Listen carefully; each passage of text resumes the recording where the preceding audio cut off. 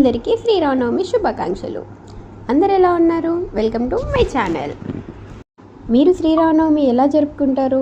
మేమైతే శ్రీరామనవమి రోజు ఇలా భోగి బండారు అయితే చేస్తాము. ఇంతకీ భోగి బండారు అంటే ఏంటి అనుకుంటున్నారా? అయినా మీలో చాలామందికి తెలిసుండదు ఇది. అందుకే మీతో అందరితో షేర్ చేసుకుందామని అయితే నేనైతే వచ్చేసాను. మా అత్తయ్య వాళ్ళ ఊర్లో అయితే శ్రీరామనవమి వస్తుందనగా దానికో 3-4 రోజుల ముందే ఊరు మొత్తం అయితే తిరుపతి అయితే వెళ్తారన్నమాట.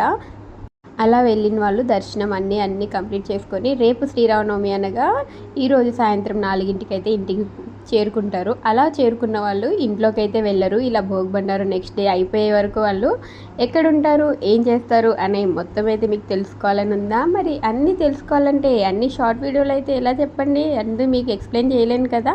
అందుకే లాంగ్ వీడియో కూడా పెట్టేస్తాను, వెయిట్ చేస్తూ ఉండండి.